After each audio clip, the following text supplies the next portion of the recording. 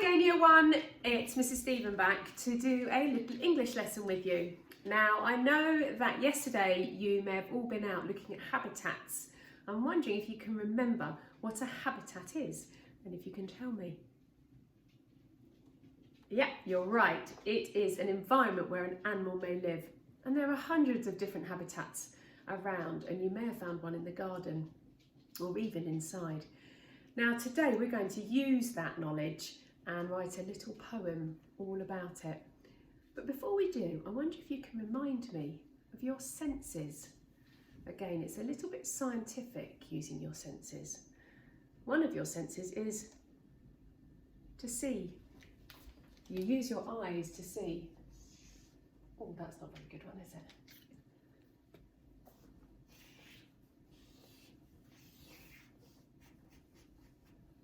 You can see. Can you think of another one? You're right. It's what you hear.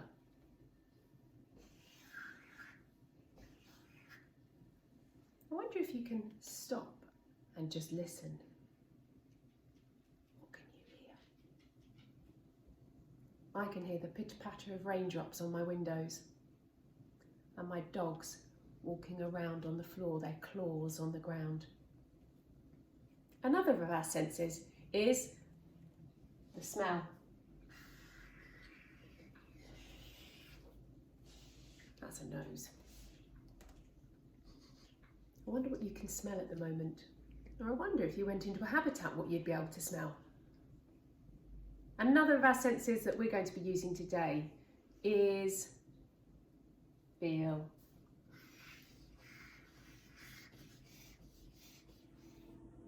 I wonder what things feel like in your habitat. Okay, we're going to try and write a little poem now, and all we're doing is using these 4 senses to help us write the poem.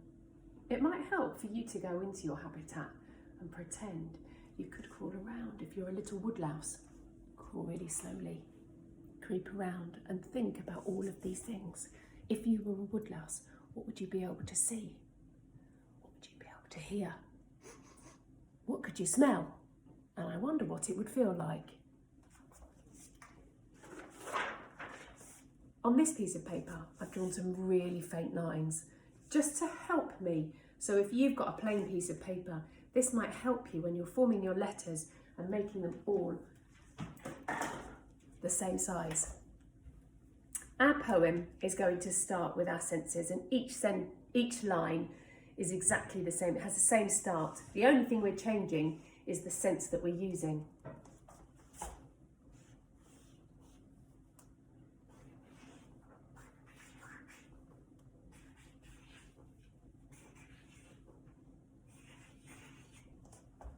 When I'm writing, I'm making sure I've got a nice strong capital letter at the beginning of each sentence.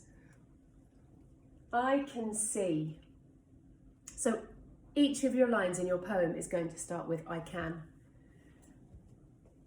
I wonder if you can guess where I am. I can see.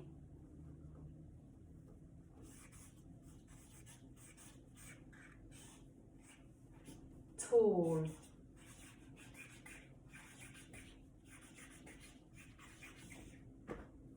Towering. I can see tall, towering towering trees. That was tricky for me to say because there was some alliteration. I wonder if you can use that in your poem. It's when each word that you've used starts with the same letter, the same sound. I can see tall, towering trees all around me.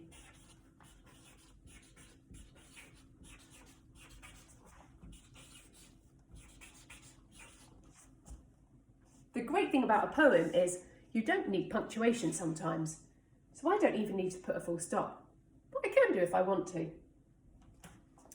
The other great thing about a poem is you start on a new line for each new sentence.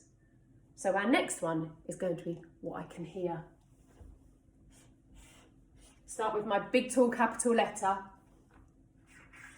and as I'm writing, I'm making sure that each of my letters are the same size. I can, apart from my tall ones, which go up as high as they possibly can. I can hear. Can you guess where I am? I can hear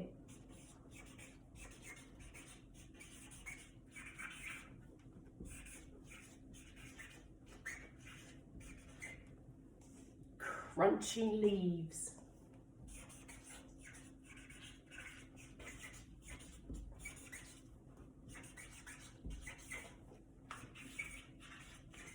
Beneath my feet. I'm going to use a conjunction here to make it a longer sentence. I can hear crunchy leaves beneath my feet. And birds chirping.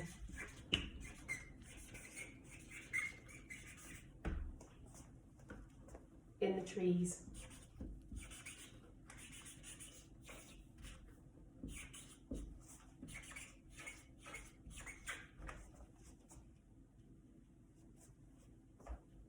My next sentence, I'm going to start a new line again, and this one's about what I can smell wherever I am in my habitat.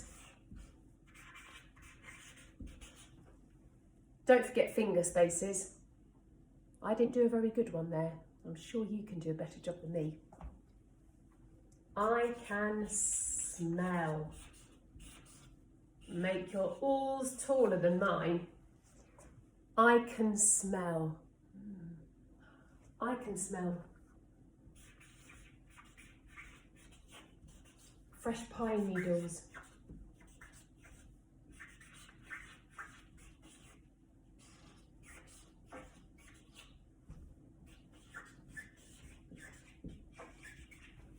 After a rain shower.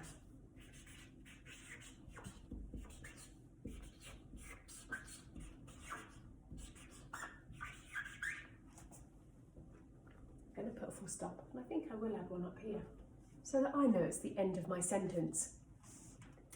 My last sentence in my poem is my last sentence that I'm going to use today, and that was I can feel.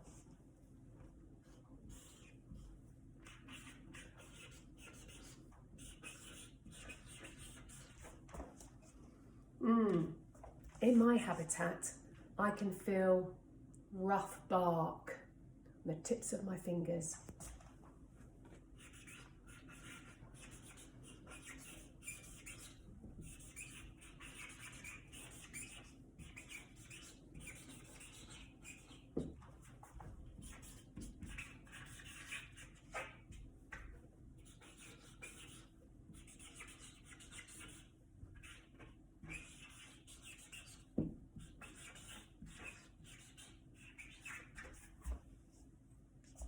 That's my poem finished. All I had to do was write 4 sentences. I wonder if you can spot any adjectives I used in mine. Well done. Tall and towering are great adjectives that I use to describe the trees in my habitat. Crunchy leaves. That's another adjective, crunchy.